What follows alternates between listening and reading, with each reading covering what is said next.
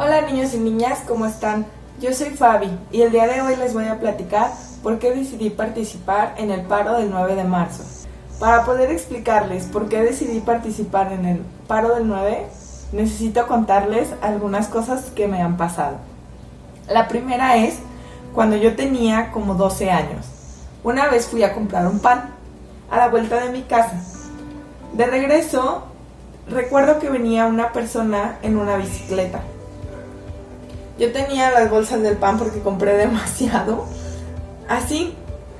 Y conforme yo veía que la persona se iba acercando, intenté como quitarme porque yo miraba que se acercaba hacia mí, se dirigía hacia mí. Él venía más rápido, yo intenté como hacerme a un lado y cuando me hago a un lado, él me tocó. No pude hacer nada, ni siquiera gritar, solamente corrí a mi casa, llegué y dejé el pan y comencé a llorar. Mi mamá me preguntó qué había pasado y ni siquiera le podía decir, estaba llorando un montón. Cuando tenía como 18 años iba a ver a unas amigas en una plaza. Tomé un camión, me senté en la parte interior y llegó un señor y se sentó.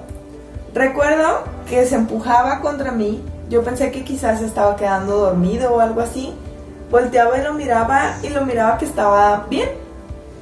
Yo sentía que él se empujaba sobre mí y yo intentaba como empujarme hacia el otro lado. Él se empujaba y me acuerdo que sentía como que su brazo se encajaba en mi cadera y yo intentaba empujarlo hacia afuera.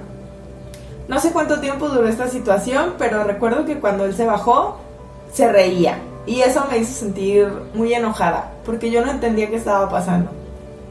Aunque no me tocó ni me hizo nada, recuerdo que esa incomodidad de estar luchando con él no estaba nada padre. En mis primeras semanas dando clases en bachillerato, era muy normal escuchar que había salones de niñas y salones de niños. En el bachillerato primero trabajé en un lugar donde había carreras técnicas. Aunque las carreras no tienen género, sí son poblaciones muy divididas. Salones donde en su mayoría son puros varones o puras mujeres. Y hay 5, 6, 3, una sola persona del otro género. Entonces, nosotros como maestros siempre tendemos a decir, los salones de las niñas, los salones de los muchachos, aunque es muy raro el salón donde hay puramente un género. Eso siempre me llamaba la atención y me confundía un montón.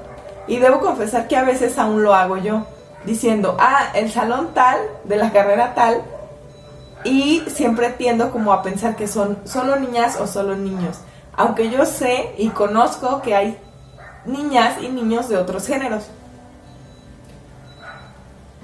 En mi primer semana de clases también ahí en esa escuela, alguien me lanzó algo.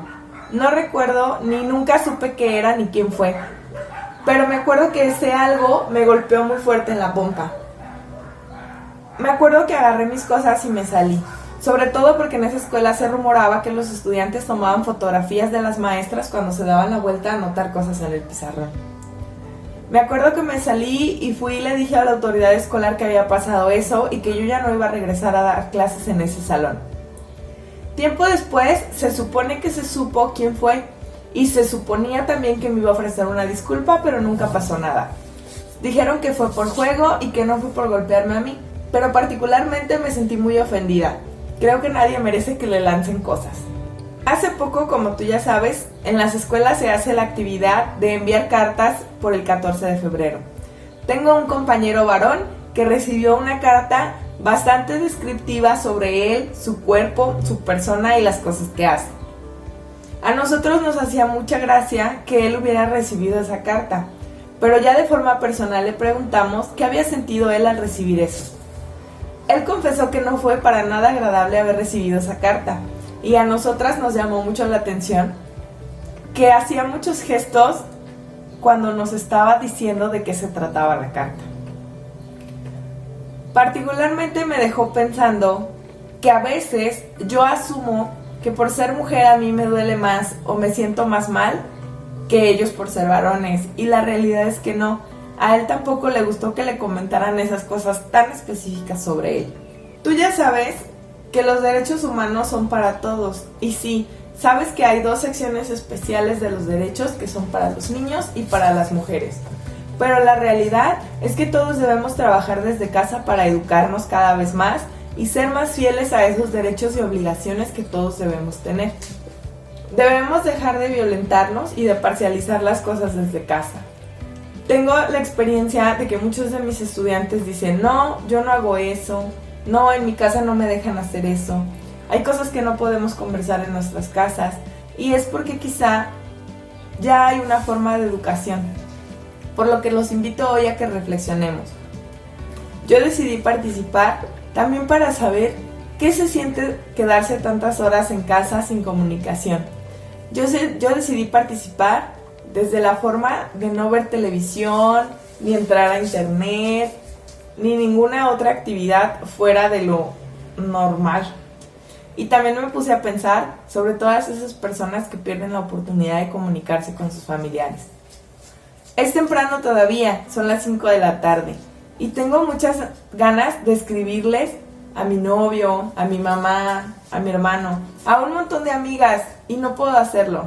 Eso también es triste. Tú ya sabes, yo nunca intento convencer a nadie, pero me gustaría que reflexionaras sobre las cosas que los demás hacen que te hacen sentir mal. Y reflexiones más fuerte si es que tú también haces esas acciones.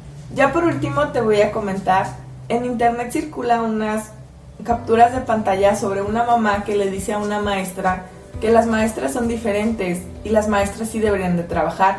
Así ella podría quedarse en casa sin sus hijos. No sé si esa conversación sea real, pero a mí me gustaría invitarlos a que reflexionemos.